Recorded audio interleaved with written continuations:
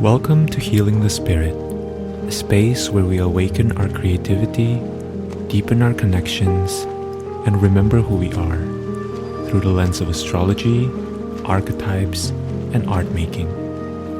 I'm your host, Jonathan Coe.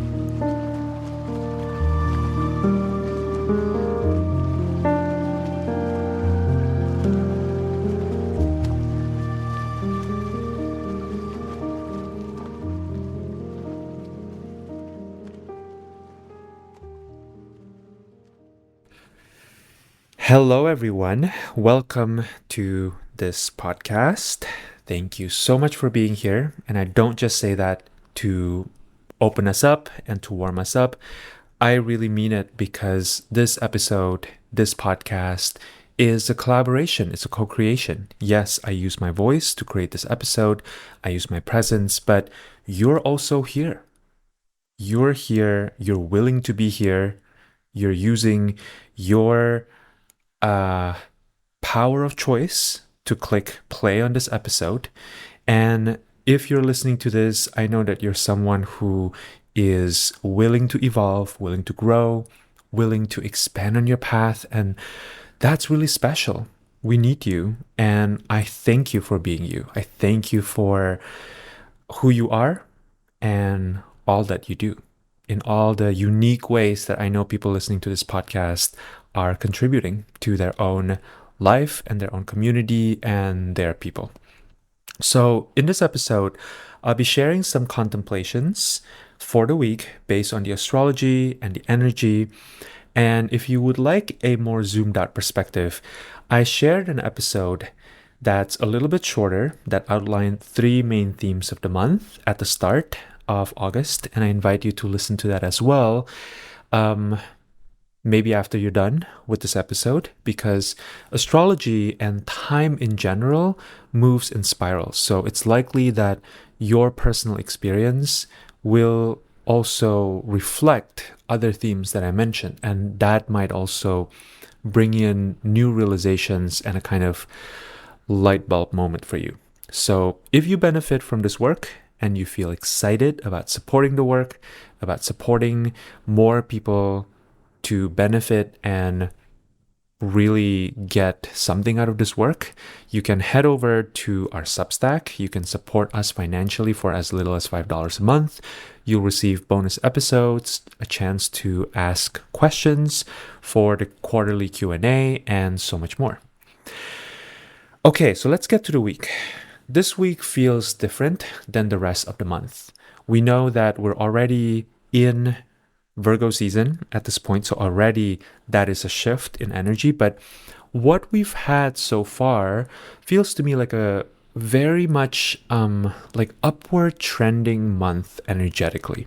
There's an elevation, there's a rising up, there's an expanding that we've been moving through, and important players this month kind of reflect that, right? We have Venus in Libra, we have Mercury in Leo, and we have Jupiter in Leo. And while we've been really solidly inside eclipse season this month, this eclipse so far has felt like this divine flame burning through the bullshit so that we can see clearly. All in all, it feels like an exhale. But this week is different.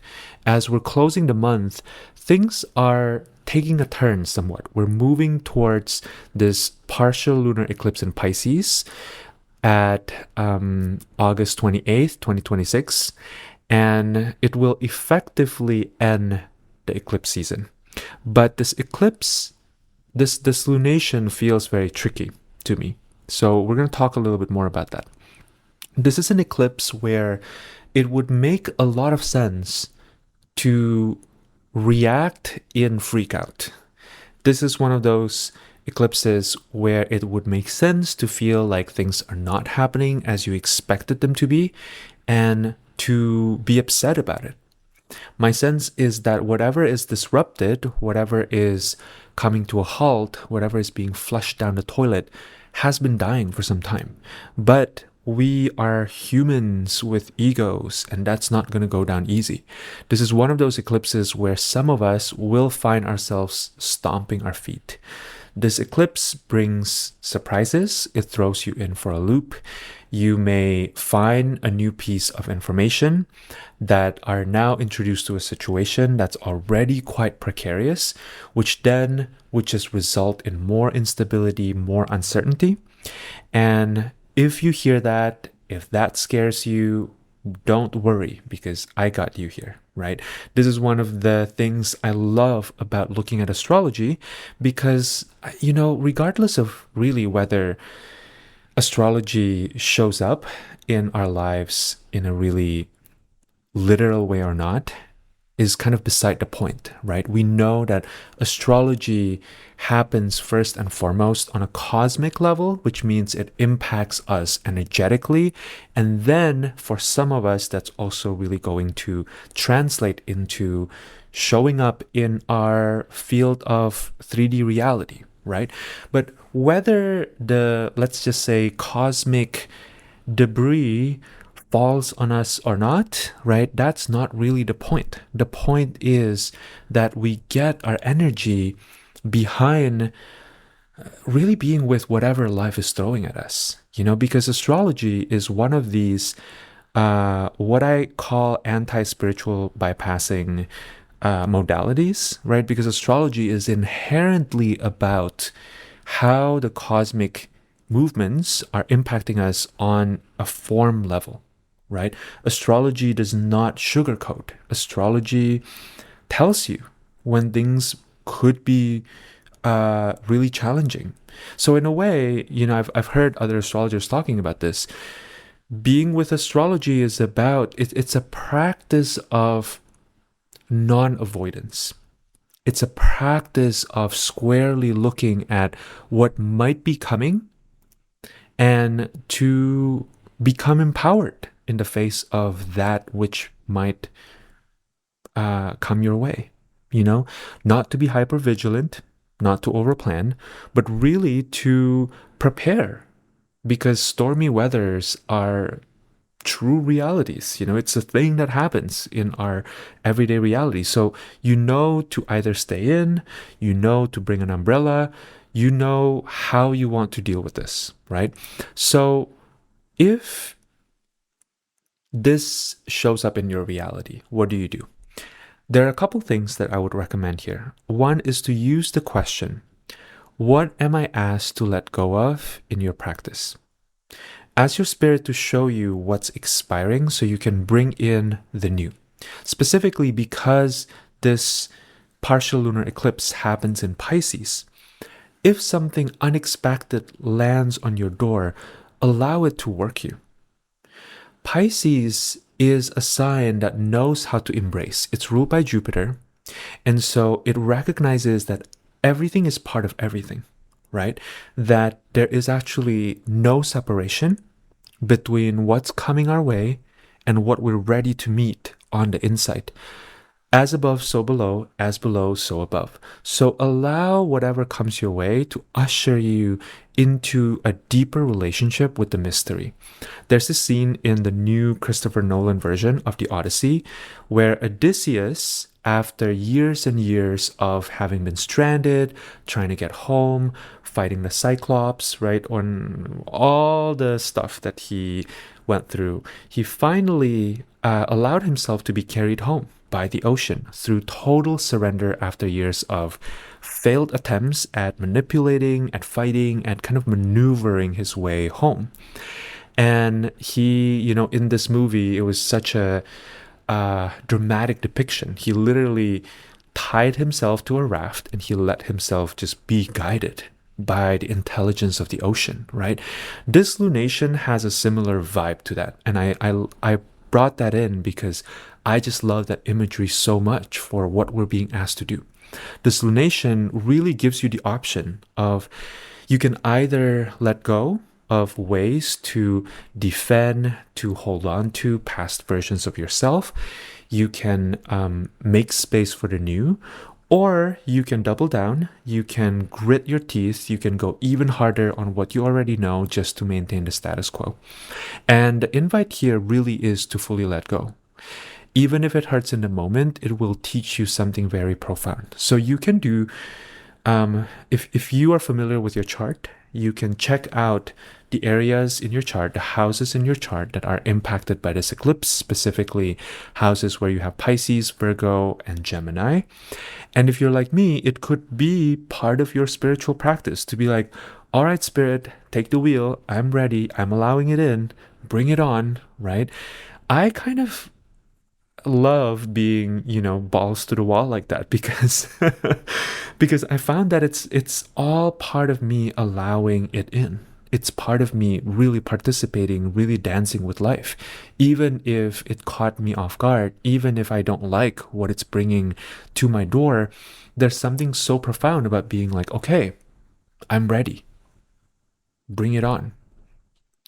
You know yourself best. I'm simply laying out the options here. There's no one way that's better than the other, right? Preparing could be fantastic, especially if you already know, if you already have a sense of what's being asked of you. But the thing about eclipses is that, even without the interference of this specific Uranus in Gemini, which I'm going to talk more about in a second, even without Uranus, it's going to be surprising, right? Eclipses ask you to go within. Eclipses ask you to allow things to be released, So there's going to be an element of surprise either way, but it could be helpful to just look at that area and be like, okay, I got it, right? The second practice that I would recommend is to help it die. And for most people, when something's being taken away from them, they get contracted. They go into resistance. They go into their own story about what could I have done differently, who's to blame, etc., right? And again, none of this is like wrong, right? Because this is just how we've been taught. This is how we've been conditioned, and this is what we believe being a responsible adult looks like. But if you're listening to this, if you resonate with my work, you're not a basic person. You're here because you're meant to operate on a different frequency. You're meant to be in your truth. And often, in order for you to be in your truth, you must allow yourself to walk through the fire. You're here to be an embodiment of full presence. You're here to be 100% Jedi energy. So the work is to unclench rather than hanging on tightly. Let it go. Let it die. Again, there's going to be a choice here. You can either let it go or you can hang on. And the astrology lays this out very clearly. The sun is in Virgo. It's ruled by Mercury in Virgo, which is very strong, right? Mercury is at home and exalted in Virgo. The mind wants to grab control. The mind wants to make sense of it all. And there's going to be pieces of data that is going to help the mind do this. You're going to be like, oh yeah, that led to this led to that, right? And the mind is going to want to optimize because that's what the analytical mind has been trained to do. That's going to happen. That's fine. But is that done out of denial? Is that the most efficient way to use your energy, right? Because ultimately, what Mercury and Virgo really wants is to orient towards effectiveness and efficiency, and the fact that you're here, the fact that you're listening to this episode is already your, you can take this as a sign that you're really meant to take the easier path. And the easier path is collaborating, flowing, cooperating with what is. Being stuck in that denial is one way to use your energy, but is that the best way to use your energy? The moon is in Pisces and it's ruled by Jupiter in Leo. So it's really giving, the ship is sinking. So let's leave. Let's take the lifeboat and let's call up our friends while we still can so that they can rescue us on a helicopter, right? That's moon in Pisces. Moon in Pisces is like, bring it on, right? This is all part of the game. This is all part of life. And Jupiter in Leo is like, hell yeah, let's do this, right? Like we got this. So, Uranus in Gemini, as I mentioned, is squaring the nodes and is resolving to that moon in Pisces. So, there's something here about let it go. Go to Pisces, right? Go to the end of the zodiac wheel, let it all wash away, start anew. So, as I mentioned in the episode I shared at the start of the month, I think, and this is actually, I have three things that I wanted to share with you today. The first one, right, was that question of what am I being asked to let go of? The second is the practice of helping it die. And the third is this, which is be in the practice of prayer and reading your spiritual text of choice. And this is not because there's any kind of inherent power in that, right? But because what that could do, if that's your if that's what calls to you, if that's part of your practice and it feels authentic to you, is that it can really help anchor you. Be open to the consolation of your spirit talking through you in prayer and talking to you through spiritual texts. Be open to their support. And it really doesn't even matter what spiritual text it is. Whatever calls to you, whatever resonates with you, it could be Rick Rubin's The Creative Act, for all I care. It could be anything. It really doesn't have to be like one of the great classics, even though, the Upanishads, the Bible, um, the Tao Te Ching, which is my preference, right, could be fabulous, but it doesn't have to be an overtly spiritual text. It could just be, another good one I think is Big Magic by Elizabeth Gilbert is a fantastic text that you can that can really help anchor in this moment. Rumi could be fabulous, right? So, yeah, I think that's all I'm going to say about the eclipse. And then I also want to bring in Jupiter in Leo at the end of the month is going to trine Saturn in Aries. And this is happening on August 31st, the last day of the month. This transit is yet another reason why I think it's a good idea to let go of whatever wants to die instead of spending so much energy on metaphorical CPR, right? Because after Jupiter ingressed into Leo, Jupiter made some big splashes in July, aspecting a bunch of outer planets. And Jupiter in Leo is, to me, really at its core about returning over and over again to the heart. Jupiter in Leo is really about the expansion of the heart space. And, you can listen to the last episode where I talk more about this and I talk more about the true nature of what it means to expand in the heart space, because I think there's a lot of misconception about this. And I think the misconceptions make it very challenging for people to be able to benefit from in real time realizing, whoa, this is what it feels like to have my heart expanded. This is what it feels like to follow my heart, because for so long, I think the heart has just been bastardized. The heart has been portrayed as this like meek thing. It's really not. The heart is so fucking ferocious, and Jupiter in Leo is going to show us that. Jupiter in Leo is asking us to really open up to the wisdom of the heart. And opening up is not always fun and games, and it's also Jupiter in a fixed sign, right? So nothing happens quickly in fixed signs. You need to be patient. You need to let the layers of conditions come off so that truth can reveal itself to you. Now, Saturn in Aries is about finding structure and about finding grounding in action. Saturn in Aries could care less about your rumination, about your overthinking. It'll just knock you right off. Saturn in Aries asks you to make moves.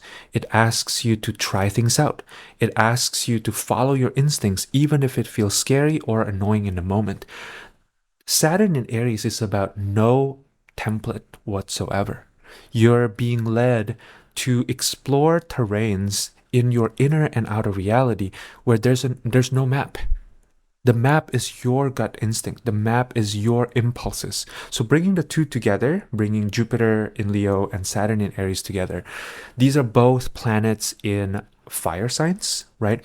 So the energy is actually about building towards acting on your highest excitement. So think of it this way, right? We are heading towards the, let's call it final temporary destination of seeing what is truly exciting to us, seeing what is truly bringing us alive.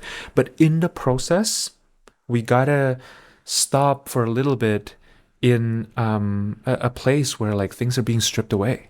Things are kind of taken away from us. We're really letting go of our pacifiers, and we're being asked to grow up. And it's not comfortable. Many of us would rather not experience that. And also, we can't help but be drawn to this experience of constant evolution, right? So, if you already know what you want and you're delaying, this is your sign to make a fucking move. If you're not sure yet what you want, get moving. Try out a bunch of stuff, right? Put yourself out there in such a way, whatever calls to you, right? Because putting yourself out there doesn't have to look any one specific way. There's like a gazillion ways to put yourself out there, but put yourself out there. Get outside of your comfort zone, and you need the space in order to do this Jupiter in Leo trine Saturn in Aries thing. You need the space. You need the space to be able to take action. You need the space to experiment. You need the space to fail a bunch of times so you can see what's on the other side. This transit will not reward sitting around, being in your comfort zone, and resisting your own growth and evolution. It's not going to reward this kind of like tame, scared orientation to life. And I want to backtrack there because I think that being nervous, being scared, even not feeling able to access any level of confidence is part of the work, is part of what we've signed up for in these times. And we will look back at this moment in time, we'll look back at 2026 and realize that everything that is working in our lives, everything that is now becoming this amazing thing that is really not just nourishing us, but really giving us the passion to wake up every day, to apply our life force, these things are not going to come out of us sitting around and doing nothing. This is not going to come out of us, chatting ad nauseum with LLM models to try to figure out our future. Like, that's not going to be how we get into our next stage of our evolution. We get to our next stage of evolution by letting go, letting go, letting go. The past is not here anymore. So it's time that we wake up. It's time that we enjoy what is actually in front of us and really take it all in, allow it in. Okay, so I hope this is helpful for the coming week. For those of you who would like to receive an astrology reading with me, I'm opening very limited spots for readings at the end of September, and I invite you to click on the link in the show notes to book some time with me. I really look forward to working with those of you who feel like this would be a gift for you, because it really is. That's what a reading is. A reading is a gift for yourself, for you to more deeply understand where this cosmic river is leading you towards. Okay, thank you so much. I appreciate you. I appreciate your time and energy, and I will see you again very, very soon. Take care and so much love.